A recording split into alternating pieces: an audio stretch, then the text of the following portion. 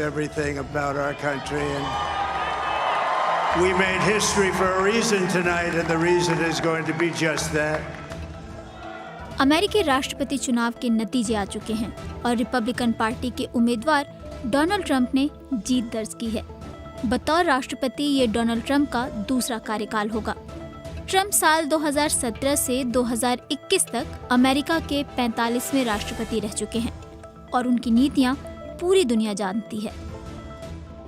भारत के लिहाज से बात करें तो भारत के प्रधानमंत्री नरेंद्र मोदी को ट्रंप कई बार अपना दोस्त बता चुके हैं, लेकिन इसके साथ ही वो भारत की नीतियों पर हमला भी बोलते रहे हैं। इस चुनाव में भी ट्रंप ने कई बार पीएम मोदी का नाम लिया, लेकिन उनका दूसरा कार्यकाल भारत के लिहाज से कैसा होगा? आर्थिक और कारोबारी मोर्चे पर माना जा रहा है कि ट्रंप की नीति इस बार भी अमेरिका फर्स्ट पर ही केंद्रित रहेगी। ट्रंप ने अपने पहले कार्यकाल में अमेरिकी उद्योगों को संरक्षण देने की नीति अपनाई थी। उन्होंने चीन और भारत समेत कई देशों के आयात पर भारी टैरिफ लगाया था। इस बार भी ट्रंप ने अमेरिका फर्स्ट का नारा दिया और वो अमेरिकी वस्तुओं और सेवाओं के आयात पर ज्यादा टैरिफ लगाने वाले देशों के खिलाफ कार्रवाई कर सकते हैं। भारत भी इस घेरे में आ सकता है। अंतर्राष्ट्रीय मामलों पर नजर रखने वाले पत्रकार शशांक मट्टू ने ट्वीट किया है। उन्होंने लिखा है, अगर ट्रंप ने टैरिफ की दरें ज्यादा बढ़ाई तो भारत को काफी नुकसान हो सकता है। ट्रंप की कारोबारी नीतियों से भारत का आयात महंगा हो सकता है।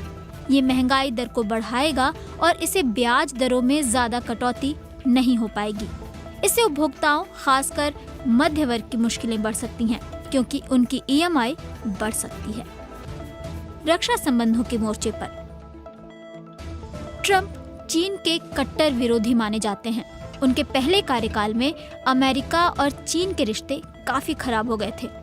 ये स्थिति भारत और अमेरिका के बीच रक्षा संबंधों को मजबूत करेगी। अपने पहले कार्यकाल के दौरान वो क्वाड को मजबूती देने के लिए काफी सक्रिय दिखे थे। क्वाड एशिया प्रशांत क्षेत्र में अमेरिका, ऑस्ट्रेलिया, भारत और जापान का गठजोड़ है। ट्रंप इस बार भी भारत के साथ हथियारों के निर्यात, संयुक्त सैन्य अभ्यास और टेक्नोलॉजी ट्रांसफर में दोनों देशों के बीच अच्छा तालमेल दिखा सकते हैं।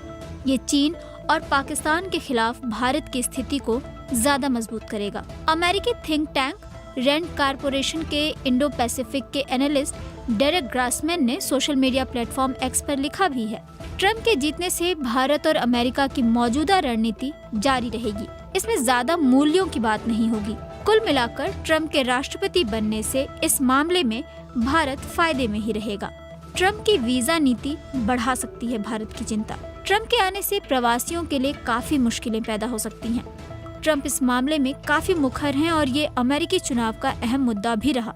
ट्रंप ने अवैध प्रवासियों को वापस उनके देश भेजने का वादा किया है। उनका कहना है कि अवैध प्रवासी अमेरिका के लोगों के रोजगार खा रहे हैं। बड़ी संख्या में भारतीय अमेरिका के टेक्नोलॉजी सेक्टर में काम करते हैं और वो वहाँ H-1B वीजा पर जाते हैं। ट्रंप ने अपने पहले कार्यकाल में H-1B वीजा नियमों पर सख्ती दिखाई थी। इसका भारतीय पेशेवरों और टेक्नोलॉजी कंपनियों पर असर भी दिखा था।